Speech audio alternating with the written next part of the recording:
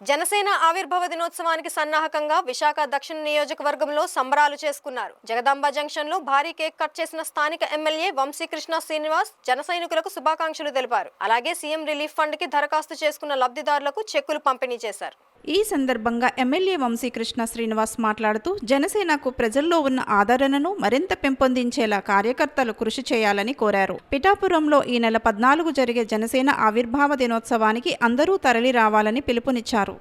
ఆవిర్భావ దినోత్సవం సందర్భంగా పిఠాపురంలో 14వ తారీఖు ఉదయం నుంచి కూడా ఒక పండుగ వాతావరణం నెలకొనిపోతూ ఉంది.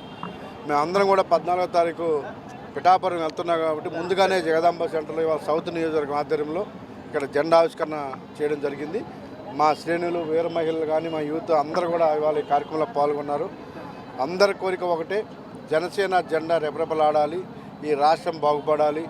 పవన్ కళ్యాణ్ గారి యొక్క నాయకత్వంలో ఈ రాష్ట్రం అవినీతికి కిలోమీటర్ దూరం ఉండాలని చెప్పేసి ఇవాళ ప్రజలందరూ కూడా కోరుకుంటూ ఉన్నారు. 100% స్ట్రైక్ రేటుతో ఒక అద్భుతమైన విజయాన్ని అందుకున్న తర్వాత పవన్ కళ్యాణ్ గారి మీద విపరీతమైనటువంటి పొలిటికల్ స్టార్గా ఇవాళ దేశవ్యాప్తంగా ఆయన అవడం జరిగింది. కాబట్టి ఆయన మీద ఇంకా బాధ్యతలు పెరిగాయి. రానున్న రోజుల్లో ఇంకా ఎక్కువ ప్రజలకు చేరువయ్యే విధంగా, ప్రజలకు సేవ చేసే విధంగా, ఈ రాష్ట్రంలో ఎక్కడా కూడా చిన్న అవినీతి జరిగితే ఎంటాడే విధంగా ఆయన ఉన్నారు. కాబట్టి భవిష్యత్తులో ఇంకా కూడా ఈ రాష్ట్రం అభివృద్ధి పదం నడవబోతూ ఉంది. ఇవాళ పవన్ కళ్యాణ్ గారు చూసి ఒక వరదలాగా ఇవాళ మోడీ గారు ఈ రాష్ట్రానికి పనిచేస్తూ ఉన్నారు. ఇంకా భవిష్యత్తులో కూడా ఇంకా అలాంటివి వరదలుగా పారడం కన్ఫర్మ్. విశాఖపట్నం దినదినాభివృద్ధి జరగడం కూడా కన్ఫర్మ్. ఈ ప్రాంతం అంతా కూడా ఇండస్ట్రీస్తో కలకలాడబోతూ ఉంది. ఎవరు ఊహించిన విధంగా విశాఖపట్నం అభివృద్ధి జరగబోతూ ఉంది.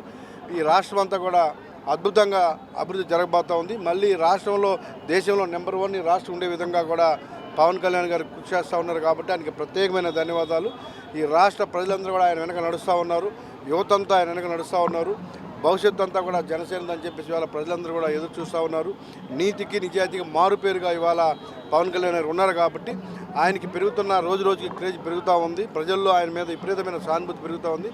ఇలాంటి నాయకత్వం కావాలని కోరుకుంటూ ఉన్నారు. అదేవిధంగా ఇవాళ విశాఖపట్నం సిటీలో నెంబర్ 1గా జనసేన పార్టీ ఉండబోతుందన్న విషయాన్ని కూడా స్పష్టంగా తెలియజేస్తాను. పార్లమెంటు మొత్తం కూడా నేను బాధ్యతలు తీసుకున్నాను. ప్రతి నియోజకవర్గం నుంచి ఎవరు వస్తున్నా అన్ని బస్సులు ఏర్పాటు చేయడం జరిగింది. ఉదయాన్నే 8 గంటలకల్లా ప్రతి నియోజకవర్గం నుంచి స్టార్ట్ అవుతాం. అందరూ ఒక యూనిట్గా బయలుదేరి 11 గంటలకల్లా అక్కడికి అందరం చేరిపోతా ఉన్నాం. ఈ అద్భుతంగా ఆ కార్యక్రమం ఒక పండుగ, దేశం అంతా కూడా ప్రపంచం అంతా చూసే విధంగా ఆ మీటింగ్ జరగబోతుందని తెలియజేస్తా ఉన్నాం.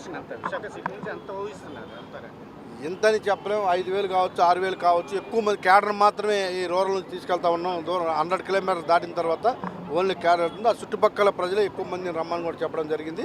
విశాఖపట్నం క్యాడర్ అంతా కూడా సుమారు 5,000 దాటే ఒక్క విశాఖపట్నం పార్లమెంట్ వెళ్ళబోతా ఉన్నాం.